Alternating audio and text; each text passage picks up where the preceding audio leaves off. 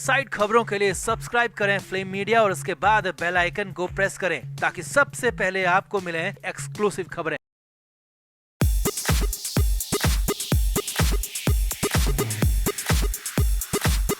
Money laundering मामले में jail की सलाखों के पीछे बंद पूर्व कैबिनेट मंत्री नवाब मलिक अपने ही पैर पर कुल्हाड़ी मार चुके हैं, जिसका नतीजा ये हुआ कि अब मलिक के खिलाफ जांच और ज्यादा टाइट कर दी गई है। जी हाँ, एनसीपी नेता नवाब मलिक ने जेल से निकलने के लिए एक ऐसी तिकड़म यूज की थी जिसका खामियाजा अब उन्हें भुगतना पड़ रहा है। दरअसल खुद को पाक साफ बताने के लिए नवाब मलिक ने अपनी जमानत याचिका में एक ऐसे शब्द का इस्तेमाल किया था जिस पर ईडी ने न सिर्फ आपत्ति जताई बल्कि ईडी ने मलिक को भरी कोर्ट में सबक भी सिखा दिया, जिसके बाद तो ईडी के आगे नवाब मलिक की एक नहीं चली और भरी कोर्ट में ईडी ने नवाब मलिक, उनके वकील और उनकी याचिका की बुरी तरह धज्जियां उड़ाकर रख दी और नवाब मलिक को सीधे तौर पर डी गैंग का लेन देन करता तक बता दिया, जिसके बाद तो माना जा रहा है कि नवाब मलिक की मुश्किलें और ज्यादा बढ़ जाएंगी और मलिक का इस्तेमाल किया एक शब्द उन्हें ताउम्र जेल में रखने के लिए काफी होगा। तो ऐसा मलिक ने कोर्ट में क्या कहा जिस पर ईडी बुरी तरह बिफर पड़ी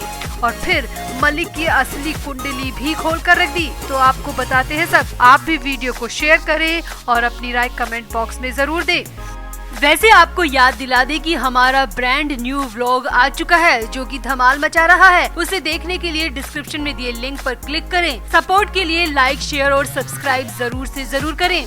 तो नवाब मलिक 23 फरवरी 2022 से ईडी के शिकंजे में हैं और तब से लगातार ऑर्थर रोड जेल में सलाखों के पीछे हैं। बीमारी के बहाने नवाब मलिक प्राइवेट और सरकारी दोनों अस्पतालों में इलाज भी ले चुके हैं और कई दफा जेल से बाहर निकालने के लिए जमानत की अर्जी भी लगा चुके हैं। 1 दिन की जमानत हो या 4 घंटे की जेल से रिहाई, सब कुछ मांग चुके हैं, मगर कोर्ट की तरफ से नवाब मलिक को हर बार मुंह की खानी पड़ी क्योंकि कोर्ट ने हर बार मलिक की जमानत याचिका को खारिज कर दिया। तो इस बार एक बार फिर से नवाब मलिक ने अपने वकील के साथ मिलकर जमानत की याचिका लगाई।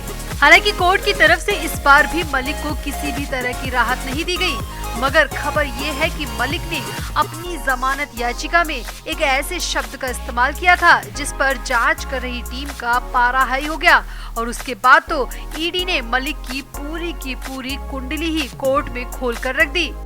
दरअसल नवाब मलिक ने अपनी जमानत याचिका में खुद को बेगुनाह कहा। जी हाँ, मलिक ने बेल पाने के लिए खुद को बेगुनाह बताया और कहा कि उनका इस मामले से कोई लेना देना नहीं है, वो बिल्कुल बेकसूर है। अब इसके बाद जब ईडी की बारी आई तो मलिक की सिट्टी पिट्टी गुम हो गई। प्रवर्तन निदेशालय यानी ईडी ने विशेष अदालत में कहा कि धन शोधन के मामले में गिरफ्तार महाराष्ट्र के पूर्व मंत्री नवाब मलिक का भगोड़े अंडरवर्ल्ड डॉन दाऊद इब्राहिम की बहन हसीना पारकर से लेन देन रहा है और उनके बेगुनाह होने का कोई सवाल ही पैदा नहीं होता। ईडी की तरफ से पेश हुए अतिरिक्त सॉलिसिटर जनरल यानी कि एएसजी अनिल सिंह ने ये तर्क मलिक की जमानत अर्जी पर सुनवाई के दौरान कोर्ट में दिया और कोर्ट से गुजारिश की कि इस जमानत याचिका को तुरंत खारिज कर दिया जाए। सूत्रों की माने तो ईडी के एएसजी अनिल सिंह बेगुनाह शब्द सुनते ही बिफर पड़े और कहा कि नवाब मलिक खुद को किस आधार पर बेगुनाह कह रहे हैं। अगर वो खुद को बेगुनाह कह रहे हैं तो हम क्या इतने महीनों से गलत इन्वेस्टिगेशन कर रहे हैं? ये तो हमारी जांच पर सवाल उठाने जैसा है। एएसजी ने कोर्ट में साफ साफ कहा कि हमारे पास एक नहीं बल्कि कई ऐसे सबूत हैं जो कि नवाब मलिक को मनी लॉन्ड्रिंग का गुनहगार साबित करवाने के लिए काफी है। इसीलिए खुद को बेगुनाह कहना बंद करो और अच्छा होगा कि जो जांच चल रही है उसे भटकाने के बजाय उसमें सहयोग किया जाए। सूत्रों की माने तो इतना ही नहीं, इसके बाद एएसजी अनिल सिंह ने कोर्ट को कहा कि हम पहले भी चार्जशीट में बता चुके हैं कि नवाब मलिक के संबंध डी गैंग के मुखिया की बहन से रहे हैं और एक बार फिर से बताना चाहेंगे कि हमारे पास कई ऐसे सबूत हैं और गवाह हैं जो कि कोर्ट में साबित कर देंगे कि नवाब मलिक का हसीना पारकर से लेन देन था, मिलना जुलना था और हसीना पारकर डी गैंग के मुखिया की बहन है और अगर हसीना से जिसका संबंध होगा उसके कनेक्शन डी गैंग के मुख्य सरगना से भी हो, इसमें कोई दो राय नहीं है और हम जब भी कोर्ट में ट्रायल चलेगा इस बात को साबित कर देंगे क्योंकि हमारे पास इस बात को साबित करने के लिए पर्याप्त सबूत और गवाह हैं। ईडी के एएसजी ने कोर्ट से गुजारिश की कि ऐसे व्यक्ति को बिल्कुल भी जमानत ना दी जाए, जो कि खुद कीचड़ में खड़े होकर अपने आप को पाक साफ बता रहा हो। हालांकि अब इसके बाद फिलहाल तो कोर्ट की तरफ से नवाब मलिक को किसी भी तरह की राहत नहीं दी गई और मलिक को इस बार फिर से ईडी की तरफ से मुंह की खानी पड़ी। खुद को बेगुनाह बताकर मलिक जेल से बाहर निकलना चाहते थे, मगर ईडी की एक दलील ने मलिक के उम्र भर जेल में रहने की पूरी तैयारी कर दी है और लगता नहीं है कि मलिक को आगे भी कभी जमानत मिल जाएगी। तो आपको मलिक के बेगुनाह शब्द पर और ईडी के कोर्ट में पेश किए जवाब पर क्या कहना है? आप भी अपनी राय कमेंट बॉक्स में जरूर दें और वीडियो को भी शेयर करें। वैसे आपको याद दिला दे कि हमारा ब्रांड न्यू व्लॉग आ चुका है जो कि धमाल मचा रहा है। उसे देखने के लिए डिस्क्रिप्शन में दिए लिंक पर क्लिक करें। सपोर्ट के लिए लाइक, शेयर और सब्सक्राइब जरूर से जरूर करें। तो ये तो आप सभी जानते हैं कि संजय राउत को पात्रा चौल घोटाले में अरेस्ट किया गया है। 1034 करोड़ से ज्यादा के इस स्कैम में संजय राउत की वजह से सैकड़ों परिवार सड़क पर आ गए थे। पहले ये संख्या 672 परिवार के रूप में सामने आई थी, मगर रिपोर्ट्स की माने तो 672 नहीं बल्कि 1700 परिवार ऐसे हैं जो कि पात्रा स्कैम की वजह से अपना सब कुछ लुटा चुके हैं। दरअसल साल 2007 में पात्रा चौल में रह रहे परिवारों को पक्के घर का सपना दिखाया गया और उन्हें रीडेवलपमेंट की बात कहकर ठगा गया। परिवार पक्के घर के झांसे में आ गए और अपनी अपनी चौल खाली कर खुशी खुशी किराए के घर में रहने लगे, क्योंकि उस वक्त उनसे कहा गया था कि उन्हें किराए के पैसे भी दिए जाएंगे। अब गरीब परिवारों के लिए तो ये किसी सपने से कम नहीं था। चौल की जगह पर पक्का घर मिलना और जितने दिन में फ्लैट बनेंगे उतने दिन का किराया भी मिलना, मगर ये सभी बातें सिर्फ हवाई साबित हुई और बहुत बड़ा घोटाला हुआ।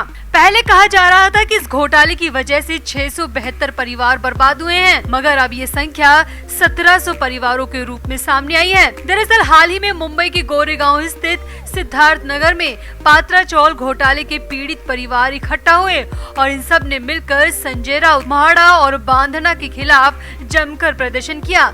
इस दौरान मीडिया कर्मियों ने जब इनसे बात की तो सामने आया कि ये सिर्फ 672 परिवार नहीं है, बल्कि पीड़ित परिवारों की संख्या 1700 से भी ज्यादा है और ये लोग अब भी किराए के घर में ही रहने को मजबूर हैं। इन लोगों का कहना है कि उन्हें अब तसल्ली मिली है। अब वो सभी परिवार एकजुट होकर संजय राउत के खिलाफ केस दर्ज कराने की बात कह रहे हैं, क्योंकि संजय राउत इस वक्त जेल में बंद है और एक बड़ी जांच एजेंसी उनके खिलाफ जांच कर रही है। इसीलिए इन परिवारों को भी हिम्मत मिली है, वो एकजुट होकर सामने आए हैं। इन लोगों का कहना है कि हमें 2007 में ठगा गया था और आज इस बात को 15 साल हो गए। इन 15 सालों में हम कहीं के नहीं रहे, न हमारे पास घर है, न चौल है और न ही किराया देने के पैसे। हमारे साथ के कई लोग तो सदमे में मर चुके हैं, मगर अब हम खामोश नहीं बैठने वाले।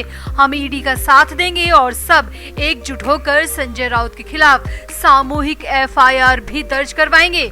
जी हाँ, ये सभी लोग मिलकर यानी कि ये 1700 परिवार मिलकर संजय राउत के खिलाफ सामूहिक FIR दर्ज करवाने की बात भी कह रहे हैं, जो कि संजय राउत के लिए बहुत बड़ी चोट साबित हो सकती है। मीडिया द्वारा ये पूछने पर कि क्या वो लोग संजय राउत के खिलाफ एक्शन लेंगे, तो इस पर इन परिवारों का कहना है कि हम तो पहले से ही ये सब सोच रहे थे। सभी परिवार मिलकर संजय राउत के खिलाफ केस दर्ज करवाने के बारे में हम कई सालों से सोच रहे थे, क्योंकि ठगे तो हम गए हैं, परेशानियां तो हमने ही सही है, मगर अब हमें हिम्मत मिली है, क्योंकि अब ईडी के आरोपों के बाद संजय राउत जेल में जा चुके हैं और अब हम सब मिलकर संजय राउत के खिलाफ सामूहिक FIR दर्ज करवाने जा रहे हैं।